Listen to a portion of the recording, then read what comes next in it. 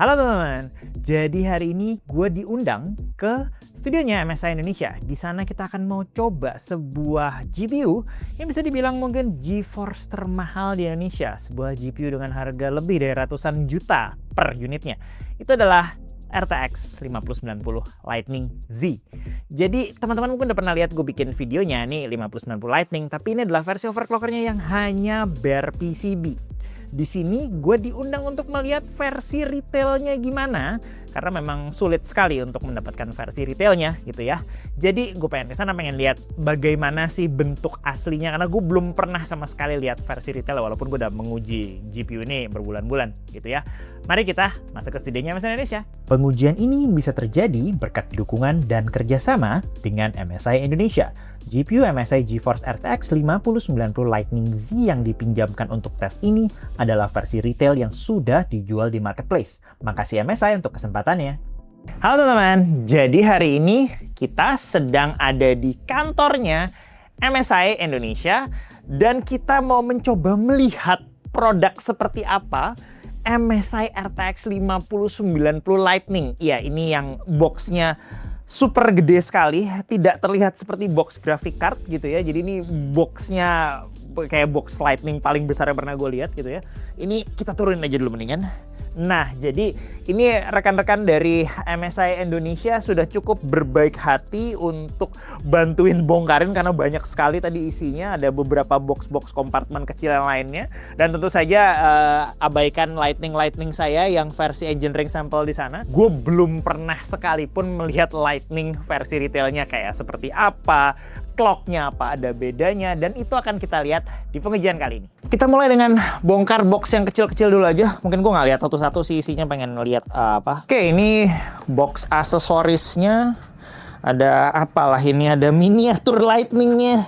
Wow, niat sekali sampai ada water coolingnya juga. Ini ada semacam gantungan kunci atau ya kelihatan kayak gantungan kunci. Ini yang lebih penting ya.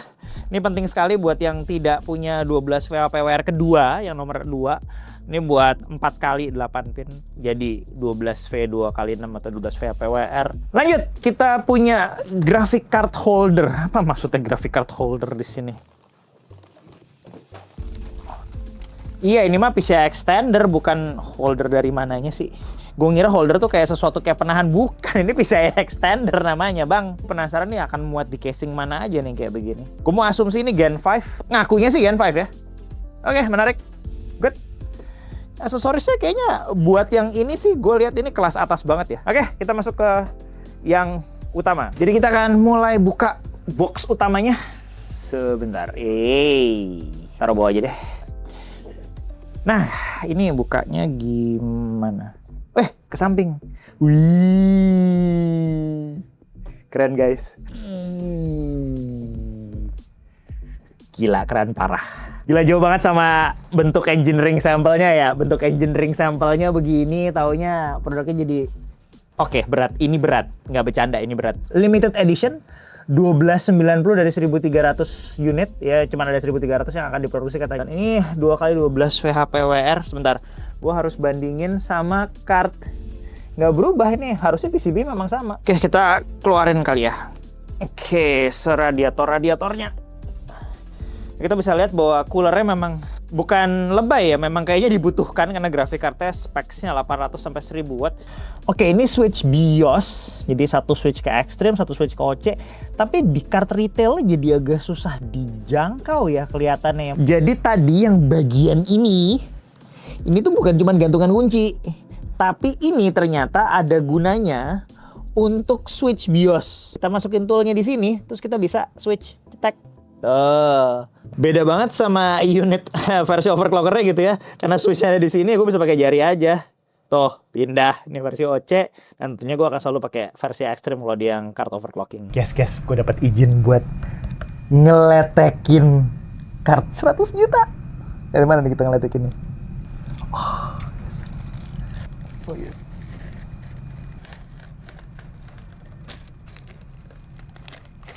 Ke atas ini.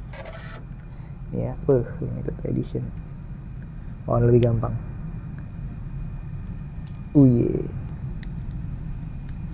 Oh yes. Anjay. Fix jadi second ya guys. Udah nggak baru lagi nih.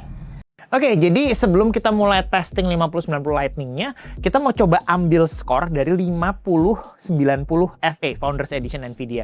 Card ini memang tidak dijual di Indonesia, sayangnya, tapi ini harusnya bisa jadi representasi atau perwakilan performa.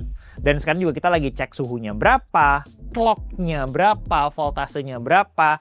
Jadi kita lihat ini dulu, baru nanti kita pindah ke Lightning untuk lihat seberapa jauh beda performance-nya.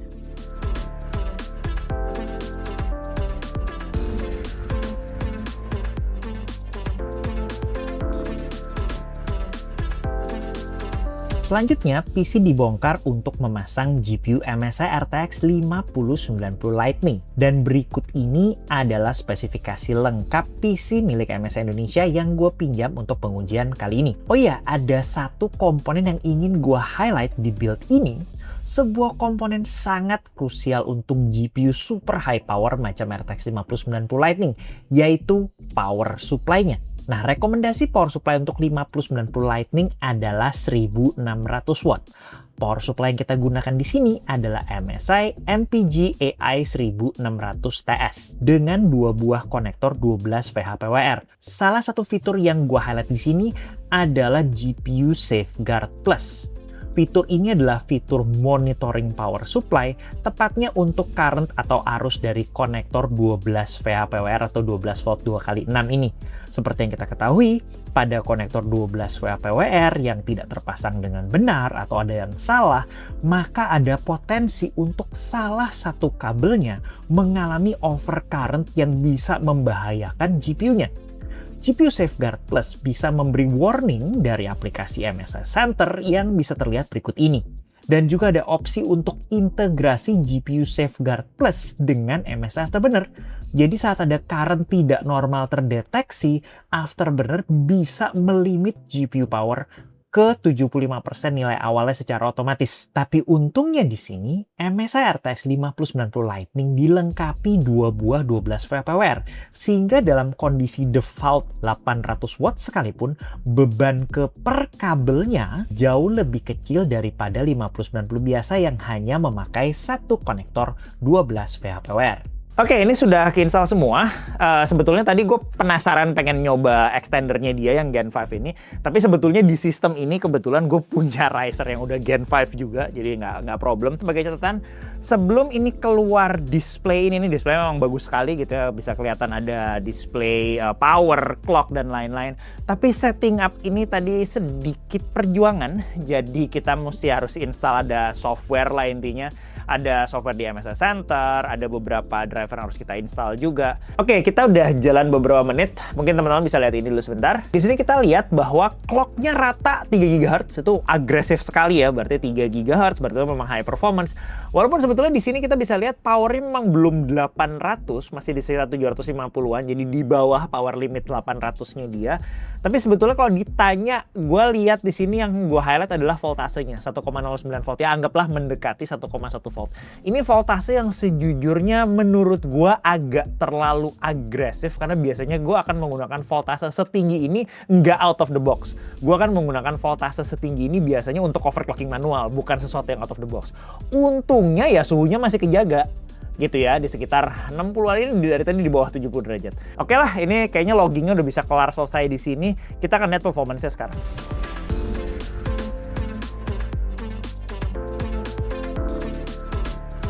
Jadi kita bisa lihat ini sekarang average-nya di atas 60 fps. Tadi 5090 FE itu harusnya sekitar 5556. Jadi ini harusnya di atas 10%, hampir 15% kayaknya bedanya. Cukup substansial gitu ya, udah cukup gede bedanya dan mungkin bisa kerasa juga 56 ke 64 gitu ya. Tapi di sini teman-teman juga perlu lihat bahwa peningkatan performance yang diberikan oleh MSI harus menggunakan desain yang sudah semonster ini. Jadi kita sudah ada di area diminishing returns juga. Bicara diminishing returns, sebetulnya ya kita masih bisa overclock graphic card ini. Cuman kalau kita overclock cuman di 700 watt nggak segitunya menarik. Kayaknya saatnya kita menggunakan kunci BIOS ini, nggak tahu tuh bisa masuk apa nggak. Dan kita bikin dia jadi 1000 watt. Jadi depan memori lagi.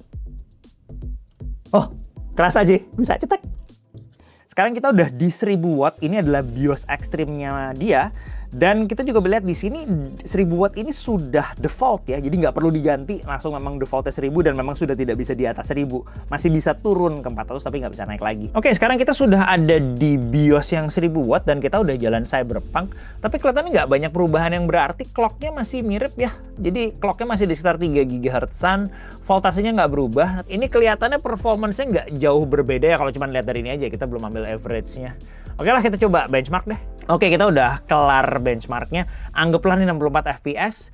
Jadi ini udah mirip sekali dengan tadi di BIOS 800 watt. 1000 wattnya tidak memberikan advantage clock sama sekali. Setidaknya out of the box gitu ya. Jadi kayaknya sekarang yang gue lebih tertarik adalah coba gue overclock dan kita dapat setinggi apa. Ini kita pakai frekuensi manual aja kali ya. 100 deh. Masih mau 3100. 200. Oke, ini udah pretty much batas atas ya, 3200 MHz buat apa?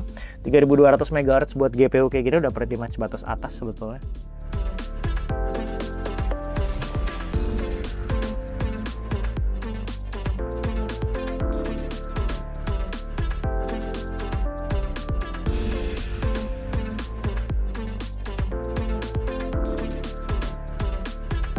Jadi ini kita udah selesai overclock, tadi kita sekitar jalan 3,2 GHz-an. Cooler yang udah luar biasa punya si MSI ini tidak membuat clocknya geser ya, memang seperti rata-rata RTX 50 series yang lain. Dan kita bisa lihat dapatnya sekitar 67 fps, jadi perbedaannya nggak signifikan ya dibandingkan kita jalan default. Tadi kita default kan 64. Ya gue mau berasumsi 64 ke 67 itu nggak segitu yang ngerasa. Tapi kalau 67 ini kita sekarang bandingkan dengan FE ya, kita naik hampir 20%. Nggak jelek sebetulnya. Untuk alternatif, ini kita ada web app namanya Lightning Hub ya. Jadi ini adalah semacam tuning tool juga alternatif. Kita bisa melakukan pengubahan clock juga. Jadi misalnya ini sebetulnya clocknya kita lagi jalan di background, kita lagi jalan 3D Mark Solar Bay Extreme. Ya ini clocknya bisa kita geser. Tuh misalnya kita geser clocknya di sini. Sebentar. Nah ini geser, dia naik. Tuh naik ya.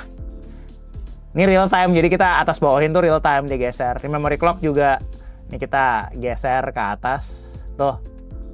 Tadi jalan. Oke, jadi tadi kelihatannya udah semua, semoga gitu ya. Sorry kalau agak kelamaan. Tapi intinya sesi testing Lightning kita sudah selesai sampai di sini. By the way, sebelum gue lanjut ke kesimpulan, gue mungkin mau sedikit mengingatkan bahwa ini sebetulnya bukan review ya teman-teman, tapi lebih ke arah kesan singkat. Kenapa gue bilang ini bukan review? Karena jelas sekali gue adalah salah satu dari orang yang ikut membantu testing. Jadi jelas sekali gue punya conflict of interest di bagian ini, yang membuat gue ngerasa ya nggak fair aja kalau gue melakukan review, karena gue mungkin bias ingin produknya sukses. Tapi anyway, secara general, dari ini produk yang overclockingnya pindah ke versi ini jelas ada perbedaan yang cukup besar. Jadi ya ini kan tujuannya untuk balapan. Tapi yang lucunya di sini adalah kalau ini adalah sebuah mesin balap kayak Formula 1 gitu ya. Ini yang retail ini lebih ke arah kayak ya mobil balap tapi dibikin road legal, istilahnya legal untuk jalan di jalan gitu. Jadi istilahnya di down tune untuk bisa dipakai sehari-hari. Kelihatannya kesan singkat gue dari bicara performance, jelas performance-nya meningkat cukup jauh dari FE gitu ya kalau kita bicara out of the box, sama-sama out of the box. Dan dia punya cooling yang memang kelihatannya masif sekali. Dan kalau kita bicara tuning, gue tidak melihat tadi 1000 wattnya itu sesuatu yang berfaedah.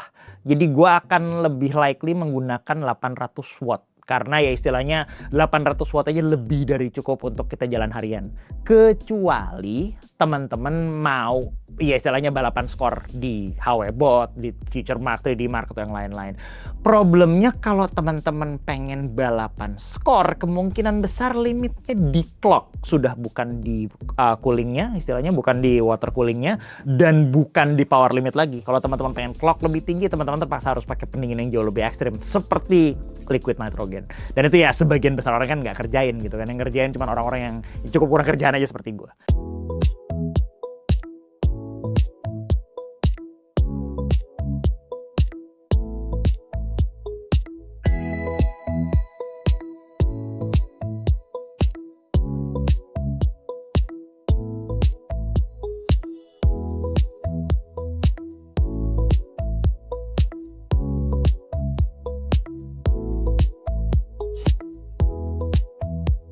Anyway, kayaknya begitu aja kesan singkatnya menguji Lightning Retail ini. Terima kasih buat MSI Indonesia yang sudah kita repotkan seharian untuk menguji GPU ini. Sampai jumpa di pengujian GPU kita yang berikutnya. Dan teman-teman tulis aja di kolom komen mau request testing apa lagi kalau seandainya aku masih bisa tes di Lightning ini. Gitu ya. Bye-bye.